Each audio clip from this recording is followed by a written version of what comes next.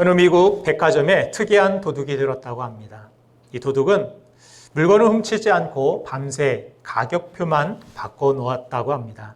그런데 오늘 다음 날 백화점이 오픈이 되고 4시간이 지나도록 직원들은 가격표가 바뀐 줄 모르고 비싼 명품들을 헐값에 팔아 막대한 손해를 보았다고 합니다. 이 직원들조차도 진짜 가치를 몰랐기 때문에 일어난 일이라고 합니다. 그런데 우리 인생에서도 이런 일들이 일어납니다. 마귀는 가격표를 마구 바꿔놓습니다. 돈이 최고라고 이야기합니다. 그러면 부모들은 자녀들의 신앙, 인격에 가치를 두지 않고 돈만 쫓는 인생이 되도록 공부를 시키고 교육을 합니다. 외모가 최고라고 하니까 속은 썩고 있는데 겉만 멀쩡하게 꾸미는데 애를 씁니다. 1,000원짜리를 1억짜리인 줄 알고 그렇게 살고 있다는 것입니다. 흔히들 죽으면 다 끝이라는 이야기를 합니다. 그런데 죽음이 끝이 아니라 그 후에는 심판이 있고 영생과 영벌이 주어지게 된다라고 성경은 우리에게 분명히 가르쳐 줍니다. 이렇게 엉망으로 가치가 뒤바뀐 세상 속에서 십자가는 우리의 가치를 분명하게 보여줍니다. 예수님이 친히 죽어서라도 건질 가치가 나에게 있다라는 뜻입니다. 우리의 가격표는 여러분이 가진 외모나 돈이나 다른 무엇이 아닌 바로 예수님입니다. 예수님 안에서 우리 자신을 보게 될 때 자신에 대한 열등감과 부정적인 시각이 사라지게 되고 내면의 가치, 영원한 것의 가치, 영혼의 가치를 새롭게 보는 눈이 열리게 되는 것입니다. 그래서 성경은 예수 그리스도로 인해서 우리의 인생에 가치 혁명이 시작되었다라고 선언합니다. 우리는 예수님으로 인해서 마귀의 자녀가 아닌 하나님의 자녀로 소속이 완전히 바뀌게 되었습니다. 우리는 예수님으로 인해서 마귀가 가는 지옥이 아닌 하나님 아버지가 계신 천국에서 영원한 복락을 누리는 하늘나라 상속자가 된 것입니다. 그래서 이제 예수님의 가치는 이제 내 자존심이나 감정보다 귀합니다. 예수님의 가치는 내 돈보다 내 목숨보다 귀합니다. 찬송가 가사처럼 나의 영원하신 기업, 내 생명보다 귀하다라는 고백을 드리며 살아가는 인생이 된 것입니다. 고린도전서 1장 18절 말씀을 보면은 이런 말씀이 있습니다. 십자가의 도가 멸망하는 자들에게는 미련한 것이요 구원을 받는 우리에게는 하나님의 능력이라.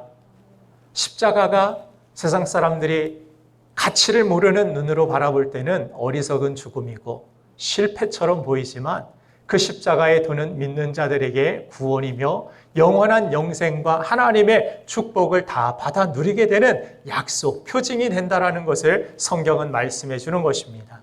그렇게 가치혁명이 예수 그리스도의 십자가 사건을 통하여서 부활의 사건을 통하여서 우리에게 일어나고 나타나게 된 것입니다.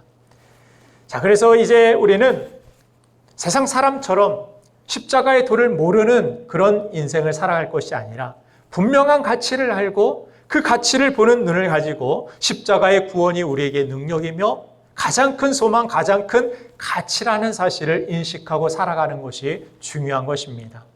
마태복음 13장 44절부터 46절을 보면은 천국은 마치 밭에 감추인 보화와 같으니 사람이 이를 발견한 후 숨겨두고 기뻐하며 돌아가서 자기의 소유를 다 팔아 그 밭을 사느니라. 또 천국은 마치 좋은 진주를 구하는 장사와 같으니 극히 값진 진주 하나를 발견하며 가서 자기의 소유를 다 팔아 그 진주를 사느니라. 이것이 지혜자라는 것입니다. 예수 안 믿는 것이 지혜 있는 삶이 아니라 예수 믿는 삶, 진정한 가치를 볼 수 있는 눈이 열린 삶, 그것이 바로 성경이 주는 지혜이며 우리 믿는 자들이 가지고 있는 가장 큰 그러한 가치라는 사실을 성경을 통해 우리에게 보여주는 것입니다. 천국은 누가 가느냐? 그 가치를 깨닫는 자. 예수 그리스도를 통하여서 정말 영원한 그 가치를 볼 수 있는 자들. 그래서 천국은 마치 그렇게 감추인 보화와 같다. 그것을 발견하였느냐? 그러면 그 가치가 너희들에게 있느냐? 그렇다면 너희는 분명히 천국에 가게 될 것이다. 그 천국을 소유하게 될 것이다. 믿습니까? 그런데 안타까운 사실은 그런 가치를 우리가 아직 보지 못하거나 또 살면서 그 가치를 잃어버리고 나서야 나중에 후회할 때가 많다라는 사실입니다. 구약시대 이스라엘 백성에게 가장 소중한 것 중 하나는 하나님의 임재와 영광을 상징하는 법궤였습니다. 그런데 이스라엘은 이 법궤를 한 차례 빼앗겼다가 하나님의 능력에 놀란 적들이 법궤를 암소 2마리 묶고 다시 이스라엘에게 돌려보내서 되찾게 됩니다. 그런데 다시 찾은 법궤를 대하는 두 성읍의 자세는 완전히 달랐고 그들의 다른 이 태도는 완전히 다른 결과를 가져오게 되는 것을 볼 수 있습니다. 먼저 베세메스 사람들은 거룩한 성물인 이 법궤를 호기심거리로 여기며 함부로 열어보았음을 사무엘상 6장 우리 마지막 절에서 살펴볼 수가 있습니다. 19절을 제가 읽어드리겠습니다. 사무엘상 6장 19절 베세메스 사람들이 여호와의 궤를 들여다본 까닭에 그들을 치사 5만 70명을 죽이신지라 여호와께서 백성을 쳐서 크게 살육하셨으므로 백성이 슬피 울었더라. 이렇게 안타까운 그러한 결과를 하나님의 법궤를 대하는 그들의 잘못된 태도를 통하여서 그 가치를 함부로 대함을 통하여서 일어나게 된 비극이라고 성경은 설명해 줍니다. 한편 기럇 여아림이라는 이 사람들은 여호와의 궤를 베세메스 사람들처럼 구경거리로 함부로 열어보고 함부로 대하는 것이 아니라 거룩한 산에 있는 제사장 지파인 레위 지파 아비나답의 집에 들여놓고 구별해서 사람들로 견고히 함부로 다가오지 못하도록 지키게 했습니다. 그 결과 아비나답의 집뿐만이 아니라 온 성읍이 하나님을 사모하며 복을 받게 되었다라고 성경은 그렇게 두 다른 확연한 결과를 보여주고 있습니다. 사무엘상 7장 2절 말씀, 본문 말씀을 제가 한번 읽어드리겠습니다. 궤가 기럇 여아림에 들어간 날부터 20년 동안 오래 있은지라 이스라엘 온 족속이 여호와를 사모하니라. 구별되이 놓은 이 이스라엘 백성들 기럇 여아림 이곳에 하나님의 큰 은혜가 있었고 하나님을 사모하는 거룩한 심령들이 있었음을 성경은 보여줍니다. 법궤는 모두가 하나님의 임재와 축복을 경험할 수 있는 축복의 통로였습니다. 똑같은 축복의 근거였다라는 것입니다. 그런데 이것을 어떻게 대하느냐에 따라서 누군가는 불행해졌고 누군가는 축복을 받았습니다. 훗날 다윗이 이 법궤를 가져갈 때에 일어난 일을 한 번 더 보면 이 사실이 더 분명히 나타납니다. 사무엘하 6장 11절 말씀을 제가 읽어드리겠습니다. 여호와의 궤가 가드 사람 오벳 에돔의 집에 석 달을 있었는데 여호와께서 오벳 에돔과 그의 온 집에 복을 주시니라. 자, 법궤가 무엇인데? 그토록 이것을 대하는 태도에 따라서 그 축복이 어떤 사람에게는 있고 어떤 사람에게는 불행이 있느냐. 우리의 인생도 마찬가지일 수 있다는 것이며 하나님이 우리 모두에게 똑같이 소중한 것을 주셨는데 누군가는 올바로 그것을 다루지 못해서 불행해질 수도 있고 누군가는 올바로 다루어서 풍성한 축복을 다 누릴 수 있다는 사실입니다. 여러분들 교회를 그냥 무턱대고 왔다 갔다만 해서는 안 됩니다. 다녀서는 안 됩니다.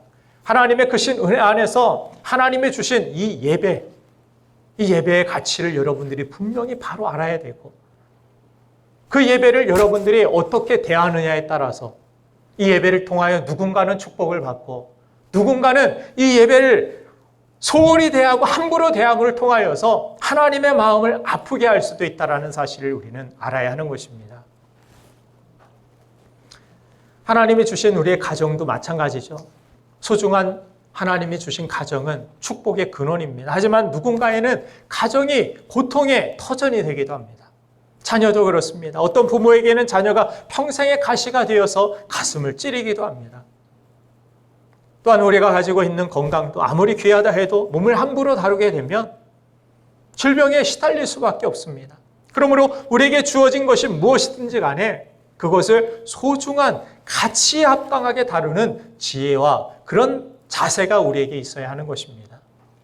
그러면 여러분의 인생에서 하나님이 주신 소중한 것이 무엇이 있습니까? 아마 그것이 사람일 수도 있고 삶의 터전일 수도 있고 영적인 세계일 수도 있을 것입니다. 그러나 그것이 아무리 소중하고 귀한 보배를 소유하고 있다 할지라도 올바로 우리가 대하지 못한다라면, 다루지 못한다라면 우리에게 그것이 복이 될 수 없다라는 사실을 우리는 인식해야 하는 것입니다. 따라서 하나님이 주신 이 소중한 보배를 바르게 다루고 그 보배로 인하여서 하나님의 축복을 경험할 수 있는 길이 무엇인지를 오늘 성경을 통해 우리는 점검하고 배워야 합니다. 저는 오늘 예배하는 여러분들 모두가 하나님 주신 보배가 무엇인지 발견하고 그 보배를 보배답게 대하여서 하나님 주신 은혜와 축복을 놓치지 않고 다 받아 누리게 되기를 주님의 이름으로 축원합니다.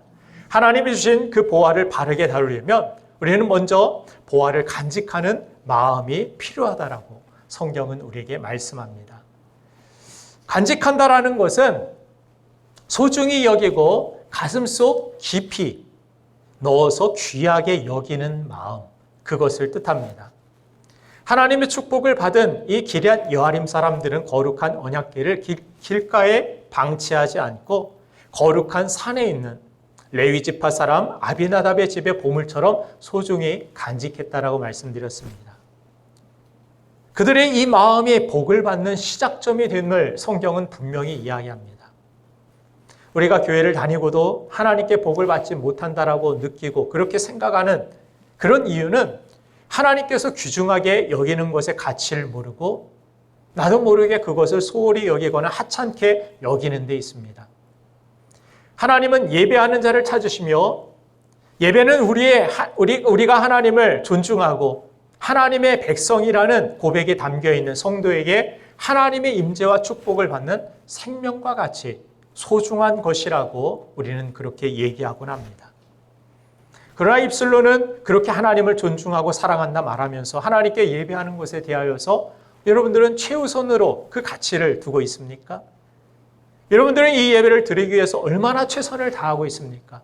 이 예배를 여러분들 기다리셨습니까? 이 예배를 위하여서 어떤 준비를 어떤 마음의 준비를 여러분들은 하셨습니까?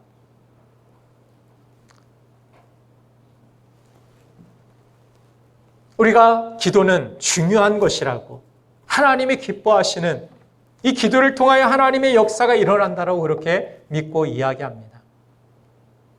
주님은 쉬지 말고 기도하라고까지 말씀하시면서 우리의 기도를 천사들이 금양로에 담아서 하나님께 드릴 정도로 귀하게 여기시는 이 기도에 여러분들 실제적으로 얼마나 힘쓰고 계십니까? 하나님이 친히 세우신 주님의 몸인 이 교회를 위해서 여러분들은 얼마나 봉사하고 섬기고 이 교회를 소중히 여기고 계십니까?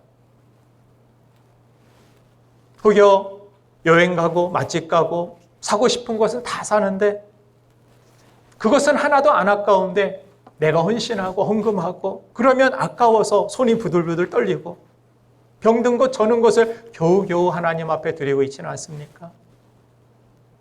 또 믿지 않는 그런 영혼들을 살리기 위해서 여러분들은 얼마나 마음을 기울이고 계십니까?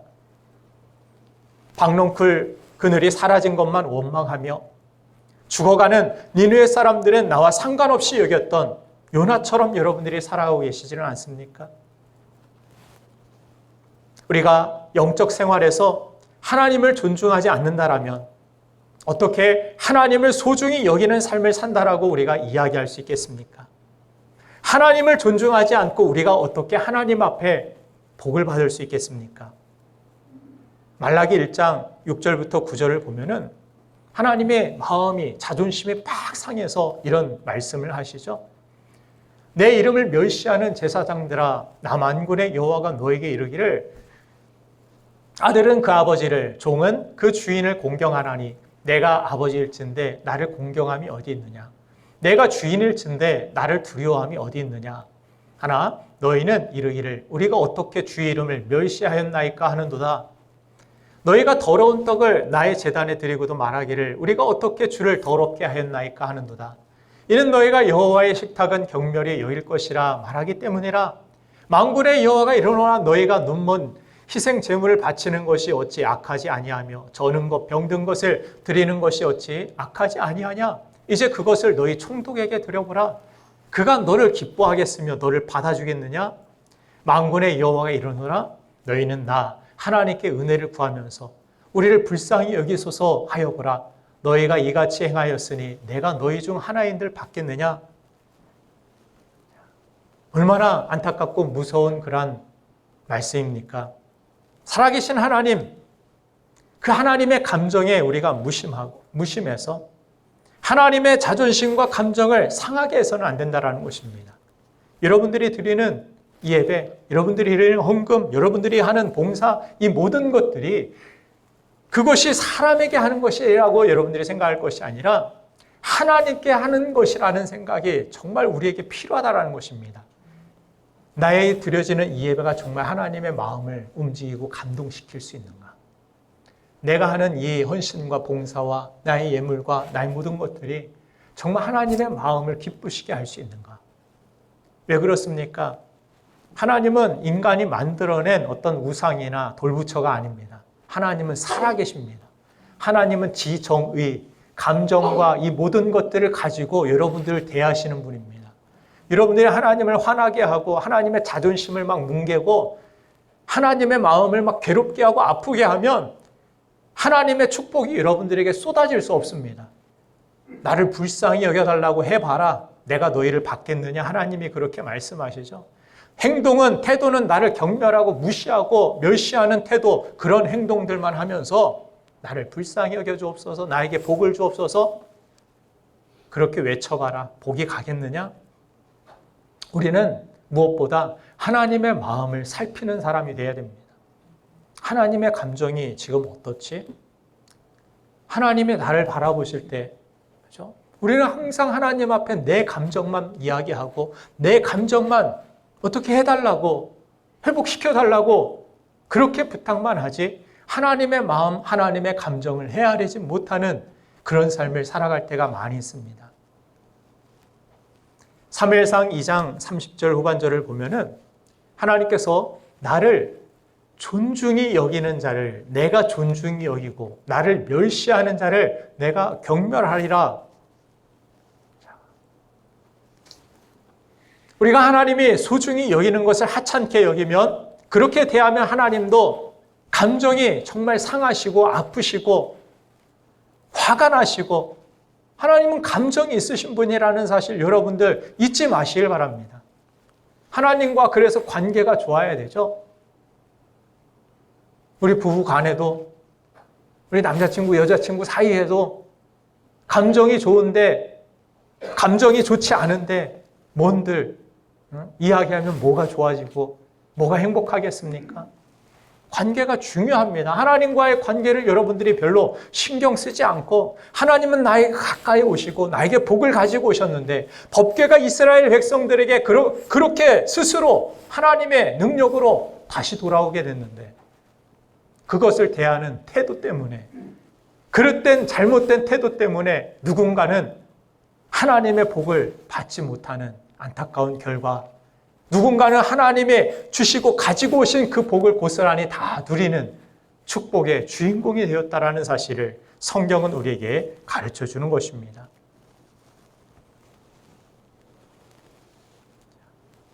이 말씀을 듣는 여러분들은 이제라도 하나님을 무시하는 자리에서 돌이키셔서 하나님의 도우심과 축복을 풍성히 누리며 사시기를 주님의 이름으로 축원드립니다. 우리 가정도 마찬가지죠. 평소에 우리 주변에 있을 때, 곁에 있을 때 정말 최선을 다해 사랑하고 섬겨줘야 됩니다.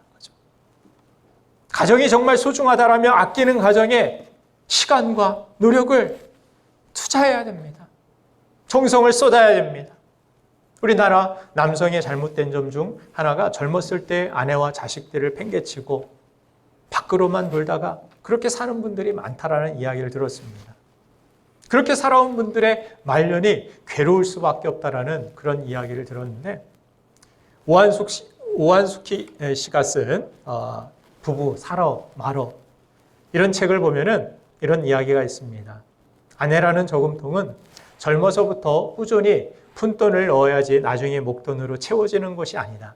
평소에 작아 보이지만 배려를 하고 작지만 정성을 쏟아 부어야지 나중에 한꺼번에 목돈을 쏟아 부으려고 하니까 먹히지 않는다. 이런 내용입니다. 소중한 것은 가까이 있을 때, 지금 우리에게 찾아왔을 때 거기에서 우리의 태도로 정말 아끼고 그것을 정말 소중히 여기는 마음을 가지고 대해야 된다는 것을 뜻합니다. 우리의 인생도 마찬가지죠. 하나님 주신 모든 것들, 하나님이 우리에게 허락하여 주신 것들, 그것을 소중히 여기며 그것을 마음에 정말 중요한 것으로 그 가치로 여기고 사는 법, 그것을 배우고 그렇게 살아갈 때 우리의 인생이 더욱 아름답고 복될 수 있다는 사실을 깨닫습니다. 하나님 나에게 주신 예배의 가치, 나에게 주신 기도의 가치, 주님의 몸된 이 교회의 가치, 여러분들의 헌신의 가치, 교회의 지체로서 맡겨진 일을 대하는 여러분들의 그런 사역의 가치, 마음가짐, 이것을 얼마나 소중한 것으로 여기는가에 따라서 그것이 여러분들에게 놀라운 축복과 기적의 통로가 될 수 있기도 하고, 그것이 여러분들의 나중에 불평거리, 상처거리, 그것으로 남을 수도 있다는 사실을 여러분들 기억하시고, 여러분들의 모든 예배가 교회 안에서의 모든 관계와 신앙생활과 여러분들이 가지고 있는 사역과 헌신과 모든 것들이 그것이 상처와 아픔으로 남지 않고 고통으로 남지 않고 그것이 축복의 통로가 되고 그것이 여러분들의 삶 속에 놀라운 하나님의 영광이 임재하는 그런 은혜가 되기를 주님의 이름으로 축원드립니다. 자, 두 번째, 하나님이 주신 보화를 우리가 바르게 다루기 위해서는 소중한 것을 지키려는 의지가 필요합니다. 소중한 것을 소중히 대하는 마음도 중요하지만 바르게 지키지 못한다면 소중한 것을 끝까지 우리는 간직할 수가 없습니다. 기레한 여아림 이 사람들은 귀한 하나님의 법궤를 집안으로 들여다 놓았지만 혹시 모르는 사람이 침입해서 이 법궤의 흠집이라도 남길 수 있기 때문에 아비나답의 아들 엘리야사를 거룩하게 구별하여 밤낮으로 여호와의 궤를 지키도록 명령하였습니다. 하나님이 주신 소중한 것을 소유하는 만큼이나 이것을 잘 유지하고 지키는 것이 중요하다는 것을 우리에게 보여주고 있습니다. 왜냐하면 일단 한번 우리가 잃어버리면 다시 그것을 회복하고 찾는 것이 어렵기 때문입니다. 그래서 신앙생활을 제가 가끔 자전거에 많이 비유를 하죠. 자전거 페달을 처음 시작할 때 출발이 얼마나 버겁고 더디고 답답한지 모릅니다. 가속도가 붙으면은 페달을 크게 밟지 않아도 그것이 나아가는 것이, 전진하는 것이 쉽지만, 그러나 도중에 브레이크를 잡고 멈추어 서면 다시 시작하고 다시 복구하고 회복하는 것이 어렵다라는 사실. 여러분들이 사역과 사명과 교회에서 어떤 일들을 하다가도 그것을 중단하고 다시 시작하려고 하면은 엄두가 나지 않아서 못하게 될 때가 얼마나 많이 있는지 모릅니다. 때로 하고 싶기도 하고 해야 될 것 같기도 하지만 그것을 다시 페달을 밟고 시작한다는 것이 얼마나 어려운지를 해보신 분들은, 경험하신 분들은 그렇게 많이 느끼실 것입니다. 그래서 내 손에 있을 때, 나에게 주어졌을 때 그것을 잘 지키고 잘 다루고 소중히 여기고 그렇게 살아가는 것이 중요하다는 것입니다. 로마서 9장 13절 말씀을 보면은 기록된 바 내가 야곱은 사랑하고 에서는 미워하였다 하신과 같으니라 라는 말씀이 나옵니다. 이 이상한 말씀, 왜 하나님께서 다 사랑하시는 것 아닌가? 왜 누구는 미워하시고 누구는 사랑하신다라는 차별적인 그런 단어를 하나님이 사용하셨을까? 이 에서라는 사람은 하나님 앞에서 뼈저리게 후회한 적이 있었던 사람입니다. 이 에서는 이삭의 축복을 이어받을 장자였습니다. 그런데 에서의 이 장자권을 대수롭지 않게 여기고 동생 야곱에게 자신이 사냥 갔다 배고프니까 그 파축한 그릇 나에게 주면 내게 있는 장자권 너에게 팔아버릴게. 그렇게 장자권을 파축 한 그릇에 넘기는 실수를 저지르게 됩니다. 아버지가 살아계셨을 때라 그 권리를 몸소 확인할 기회도 없었고 장자권이 서류상으로 보존되는 그런 권리도 아니고 황금처럼 눈에 보여지는 화려한 것도 아니기 때문에 진정한 의미를 그는 몰랐을 것입니다. 그러나 사실 이 장자권에는 엄청난 하나님의 축복이 담보되어 있었습니다. 하나님은 아브라함과 언약을 맺으시면서 이와 같은 복을 주셨습니다. 창세기 12장 2절과 3절을 제가 읽어드리겠습니다. 내가 너로 큰 민족을 이루고 내게 복을 주어 내 이름을 창대하게 하리니 너는 복이 될지라. 너를 축복하는 자에게는 내가 복을 내리고 너를 저주하는 자에게는 내가 저주하리니 땅의 모든 족속이 너로 말미암아 복을 얻을 것이라 하신지라. 이것이 아브라함에게만 주신 축복이 아니라 그 후대의 후대 계속 대를 이어서 믿음의 장자들이 받을 축복을 하나님께서 주신 것입니다. 정말 감추어진 보배죠. 에서가 자신의 힘으로 사냥하고 멋대로 살았을 때에는 그것 없이도 잘 살 수 있을 것처럼 여겼을 것입니다. 그 가치를 모르고 이건 나에게 지금 당장 효용도 없고 도움도 안 되는데 팥죽 한 그릇이 오히려 나에게 지금 현실 속에서 더 도움이 되지 않을까. 그 가치를 모르니까 팥죽 한 그릇에 넘겨버리고 땅을 치고 후회하고 나중에는 이것을 다시 복구하기 위하여서 발버둥 쳐봤지만 소용이 없었습니다. 하나님이 아브라함에게 약속하신 이 복에는 나중에 궁극적으로 메시아가 아브라함의 후손으로 오셔서 장차 하나님의 나라가 이 땅에 임재하는 완성되는 놀라운 축복이 함축되어 있었습니다. 이 놀라운 축복을 장자만 유업으로 물려받을 수 있었는데 팥죽 한 그릇이 웬 말입니까? 우리는 어리석다라고 이야기하지만 우리도 그런 선택을 하며 우리도 그렇게 세상을 살아갈 때가 얼마나 많이 있습니까? 그래서 히브리서 12장 17절을 보니까 에서가 얼마나 발버둥 쳤는지 너희가 아는 바와 같이 그가 그 후에 축복을 이어받으려고 눈물을 흘리며 구하되 버림바가 되어 회개할 기회를 얻지 못하였느니라. 다시 그것을 되찾지 못하고 다시 회복되지 못하는 안타까운 일이 일어날 수도 있다는 것을 보여줍니다. 나중에 기회가 있겠지 그냥 또 죄짓고 회개하면 되지 나중에.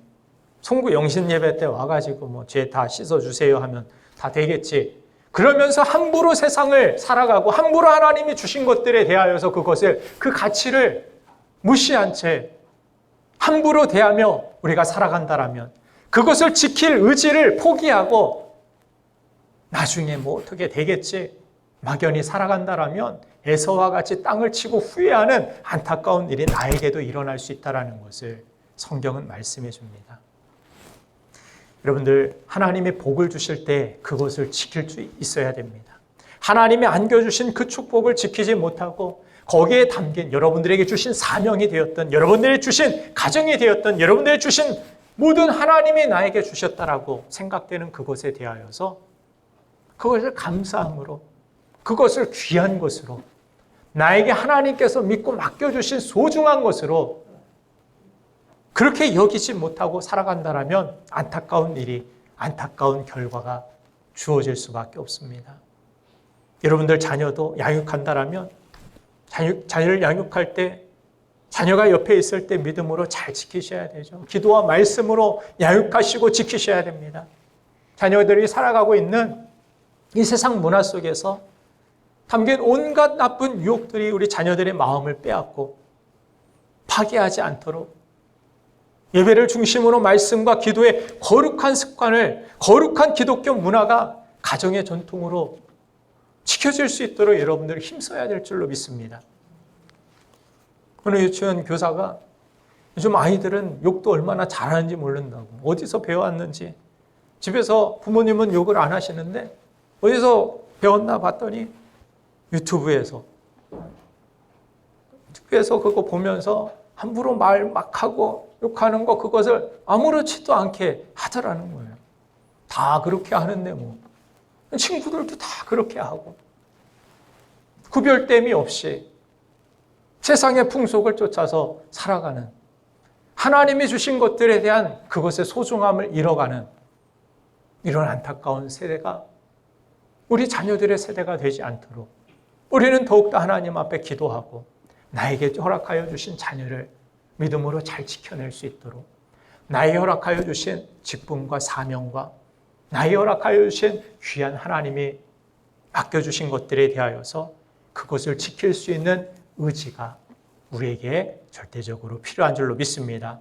그래서 본문 7장 3절을 보니까 이런 이야기가 있습니다. 사무엘이 이스라엘 온 족속에게 말하여 이르되 만일 너희가 전심으로 여호와께 돌아오려거든 이방신들과 아스타롯을 너희 중에서 제거하고 너희 마음을 여호와께로 향하여 그만을 섬기라. 그리하면 너희를 블레셋 사람의 손에서 건져 내시리라.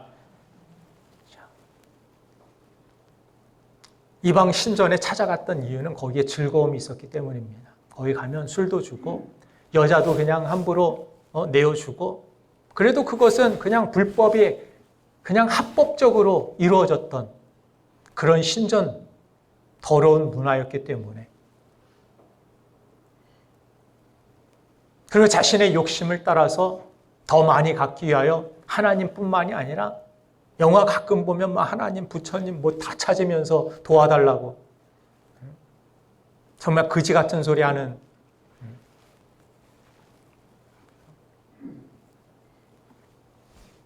하나님의 은혜 안에서 우리가 정말 하나님이 허락하여 주신 보화를 발견하셨다라면 정말 우리가 버릴 것들을 버리고 그것을 지키기 위한 그런 결단과 의지가 필요한 줄로 믿습니다. 마지막으로 하나님이 주신 보화를 바르게 다루기 위해서 보화를 기다리는 사랑이 필요합니다. 우리의 간절함에도 불구하고 소중했던 것들이 망가질 때가 있습니다. 우리 자녀들이 믿음을 잃어버리고 세상에서 방황하며 고집대로 살아갈 때도 있습니다. 남편이나 아내가, 나의 부모님이 하나님을 믿지 않아서 늘 마음이 무겁고 슬프기도 합니다. 그러면 이왕 그들은 하나님을 떠났고 예배 자리를 떠났으니까 그들을 쉽게 잊을 수 있습니까? 설령 망가지고 떠났다고 해도 사랑으로 회복되기를 여러분들은 기다리실 것입니다. 이스라엘은 하나님의 법궤를 잘못 다뤘다가 블레셋 사람들에게 빼앗겼습니다. 하나님의 주도로 법궤가 이스라엘 지경으로 돌아오게 되었지만 성소가 있는 곳으로까지 바로 가지 못하고 변방인 기럇 여아림 이 지역에 무려 20년 동안 있었다라고 성경은 기록하고 있습니다. 그래서 그 기간 동안에 법궤에 임재하시는 하나님을 경험하지 못하고 하나님의 말씀을 듣지 못했습니다. 그런 가운데서 무엇보다 이 궤가 다시 성전으로 돌아오기를 그들은 사모했다라고 오늘 사무엘상 7장 2절 말씀은 그렇게 기록하고 있는 것입니다. 그들이 사모하였다, 여호와를. 훗날 이 법궤가 하나님을 사모함이 특별했던 다윗 왕 때 예루살렘 성으로 비로소 옮겨지게 됩니다. 이날 다윗은 온 힘을 다해서 막 춤을 추면서 조롱받을 정도로, 바지가 흘러내릴 정도로 얼마나 기뻐했는지, 그가 법궤를 대하는 태도, 하나님이 귀중하게 여기는 것을 얼마나 소중히 여겼는지를 성경은 분명히 보여줍니다. 복을 받을 만한 사람은 복을 받을 만한 태도가 있다라는 거예요.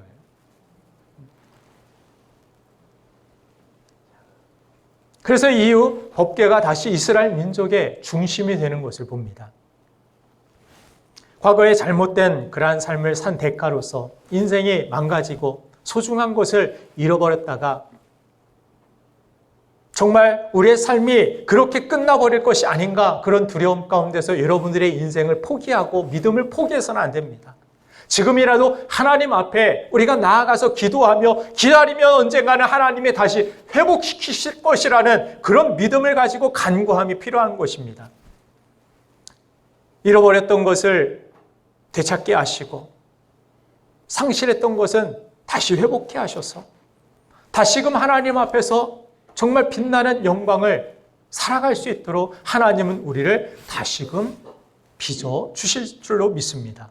그래서 우리의 인생은 누구나 다 완벽하지 않고 다 실패투성이라는 사실을 믿음의 조상 아브라함의 선택들을 통하여서도 보여주지 않습니까?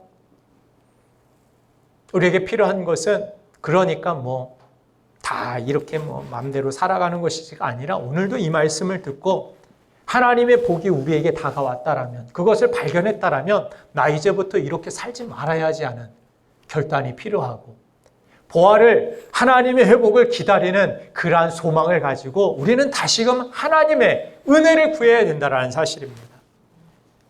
다른 곳으로 회복시키려 하지 말고 하나님 앞에 나와서 하나님의 은혜를 기다리고 간구하는 그것을 통하여서 하나님은 다시 이스라엘 성전으로 법궤가 돌아오게 하신 것입니다. 우리의 인생도 죄로 인해서 모두가 망가지고 쓰러지고 실패가 많은 우리의 삶 아닙니까? 우리에게 주어진 값진 것들을 바르게 다루지도 못했고 소중한 세월들을 낭비하면서 우리가 흘려버리며 그렇게 살아가진 않았습니까? 그렇다라고 그냥 살던 대로 살지 뭐 그래서는 안 된다라는 것입니다. 하나님은 그럼에도 불구하고 여전히 우리를 기다리고 계십니다. 실패한 이스라엘 백성들, 법궤를 빼앗겨버리고 우상 숭배했던 그들, 그럼에도 다시금 기다리시고 그들에게 영광을 되찾아 주시기를 기뻐하신 하나님, 이것이 하나님의 사랑입니다. 이러한 사랑을 우리가 붙들어야 됩니다. 이러한 사랑을 가지고 하나님 앞에 간구해야 됩니다. 하나님, 나를 회복하여 주옵소서. 우리 자녀를 회복하여 주옵소서. 우리 부모님이 구원받게 하시고 우리 남편과 아내가 하나님의 백성이 되게 하시고 우리 가정이 온전히 하나님만 섬기고 하나님의 복으로 가득 찬 우리의 가정이 되게 하여 주옵소서. 그렇게 소망하며 하나님의 사랑을 붙드는 저와 여러분들이 되시기를 주님의 이름으로 축원드립니다. 거기에 우리의 소망이 있는 것입니다. 거기에 우리의 회복이 기다리고 있는 것입니다. 사랑하는 여러분들, 오늘도 하나님께서 주신 이 말씀을 부여잡고 나의 삶 속에서 잃어버렸던 그러한 보배를 다시 발견하였다라면 그것이 소중한 것이라는 것을 후회만 하고 있지 마시고 다시 하나님의 은혜를 구하십시오. 하나님은 여러분들을 버리지 않습니다. 하나님은 여전히 이스라엘 백성들에게 우상 숭배까지 하고 하나님 떠났던 그런 사람들까지도 하나님은 기다리시고 그 나라의 영광을 되찾아 주셨듯이 여러분들의 가정도, 여러분들의 인생도, 이 나라도 하나님께서 다시 회복시켜 주실 줄 믿습니다. 우리 기도하겠습니다.